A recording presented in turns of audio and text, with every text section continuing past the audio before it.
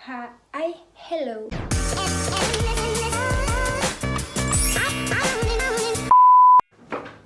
Hai, halo guys. Di video pertama ini, ini video pertama, berdoa dulu.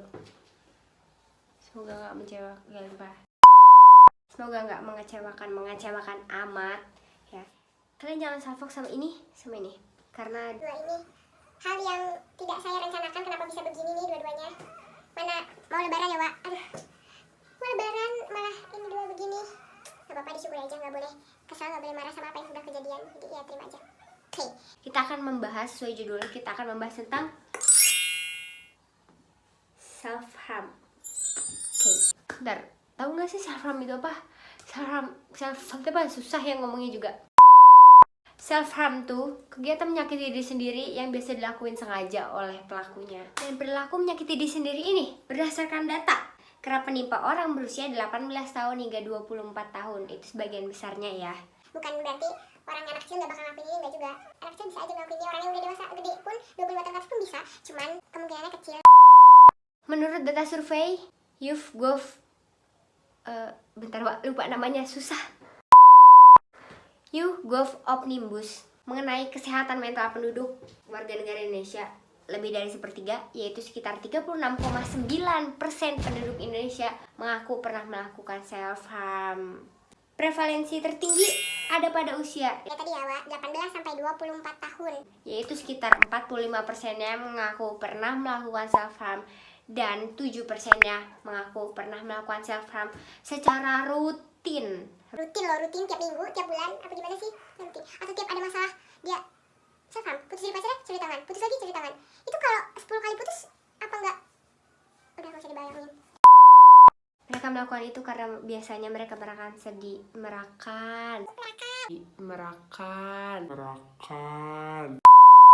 Mereka melakukan itu karena biasanya mereka merasakan Sedih, kesepian, cemas, marah, emosi nggak bisa diungkapin. jadi dia ngelakuin itu. Ada juga Wak yang karena merasakan kosong, jadi dia melukai dirinya sendiri. Dia ngelihat darahnya ngalir, itu meyakinkan diri dia bahwa oh saya ternyata masih hidup. Kayak Wow, lihat dirinya demi lihat darahnya ngalir, bayangin aja sendiri dah. self harm juga biasanya dapat berupa Mencabuti rambut, mengiris, membakar, dan melebamkan tubuh dengan kecelakaan yang sudah disengaja. wah, Kecelakaan yang disengaja dia rencanakan untuk melukai diri dia, untuk melebamkan diri dia. Coba bayangin sendiri. Enggak, gue sih gak mau. berbagai emosi tersebut biasanya terjadi sama orang yang pertama punya masalah sosial.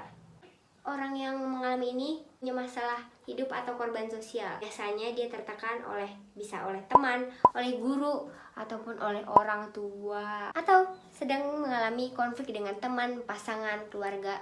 Atau bisa juga sedang mengalami krisis identitas yang menyangkut orientasi seksual. Serem. Yang kedua, trauma psikologis. Kehilangan seseorang yang dicintai atau menjadi korban kekerasan fisik atau seksual bisa mengakibatkan terjadinya self harm. Mereka yang melakukan ini akan merasa puas dan menganggap semua itu seolah-olah tidak terjadi. Oh, bisa gitu ya? Kalau nyayat diri, terus lagi banyak masalah bisa tiba-tiba lupa aja gitu ya? Oh, ini tidak? Gangguan mental. Self harm ini juga bisa muncul akibat gangguan mental. Contohnya, gerah guys, bentar.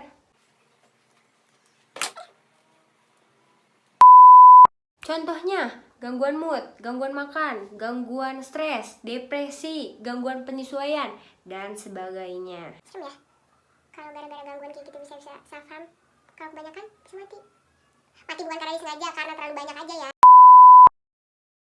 Semua itu awal mulanya karena apa sih? Nih ya, semua itu awal mulanya karena putus asa dan gak tahu harus kemana. Akhirnya dia nyakitin diri sendiri, karena nyakitin diri sendiri itu bisa bikin dia merasa lebih terkontrol. Ciri-ciri pelaku yang mungkin dia itu self harm adalah: 1.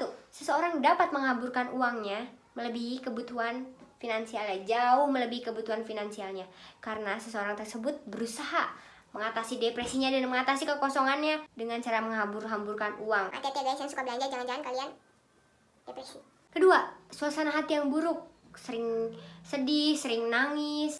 Pokoknya kayak sedih aja gitu hidupnya, terus gak punya motivasi hidup. Perilaku ini menimbulkan resiko kematian loh. Resiko walaupun tidak diniatkan. Karena orang yang nyayat tuh kan ya, gak tahu tuh lukanya sebagaimana, terus infeksinya bagaimana, dia kan gak paham ya. Jadi asal nyayat aja, asal puas aja, kebakar sampai kayak gimana tuh kan gak paham. Walaupun gua mah irisnya kecil, irisnya nggak dalam, nggak bakal kena nadi, gue juga nggak mau kena nadi, gue juga nggak mau mati. Hello, lu tahu nggak kalau itu karatan?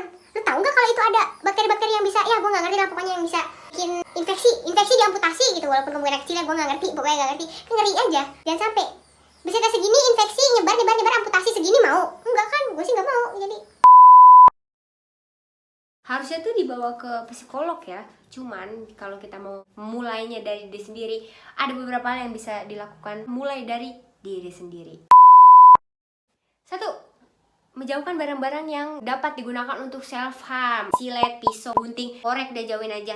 Jangan ada di sekeliling kita. Takutnya emang sekarang sih gue nggak emosi ya, gue nggak kenapa-napa, jadi nggak apa-apa lah itu korek itu pisau ada di situ. Tapi kan guys, gak ada yang tahu kalau nanti sore, sekarang pagi, nanti sore kamu emosi, tahu-tahu lihat itu gituan langsung nyayat terus langsung ngebakar kan. Aduh, mending gak usah. Udah, singkirin itu semua, jangan ada di pandangan. Terus pasang sesuatu yang positif. Foto keluarga kayak, foto pacar kayak, foto bias kayak, foto siapa kayak, pokoknya. Atau foto Iqbal Diafakhri juga boleh. Mood banget tuh kalau ada foto dia. Aduh, langsung senang hati berbunga. Enggak, itu gue doang, canda.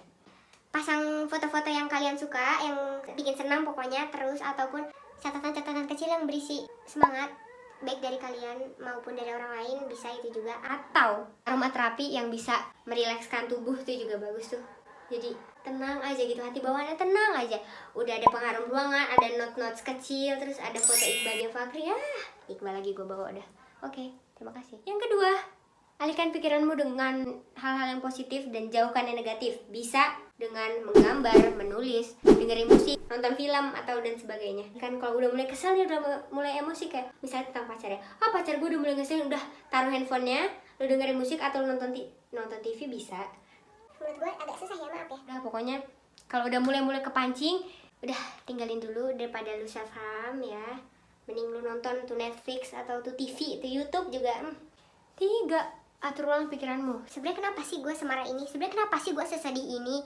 Dan tanemin di pikiran kita. Jangan sampai kita aman karena kita masih bisa kontrol. Ayo kontrol diri kita. Jika masih ada keinginan untuk merasakan sensasi menyakiti diri sendiri, lakukan dengan hal yang tidak separah self harm. Contohnya, mukul bantal, merobek-robek kertas, menghisap irisan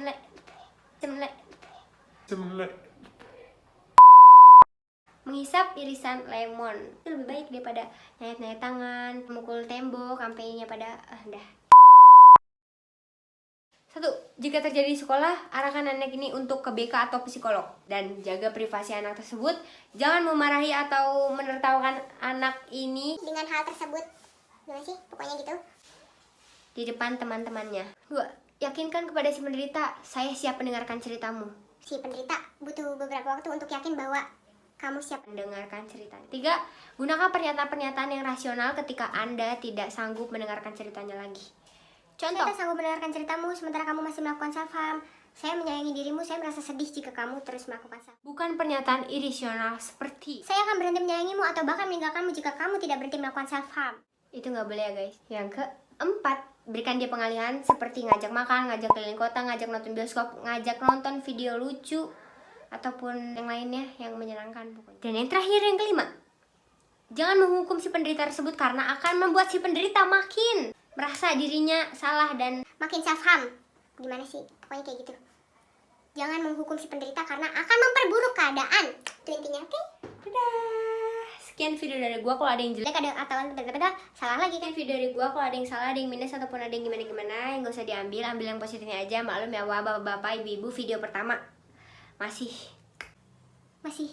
ya gimana ngomong depan kamera tuh gak segampang itu ya, ternyata sulit ngomong depan kamera ya. Jadi maklumkan saja Hampura, yang namanya juga video pertama, belum ada pengalaman.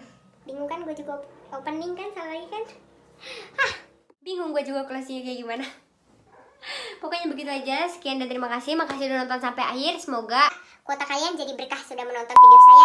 Thank you for watching.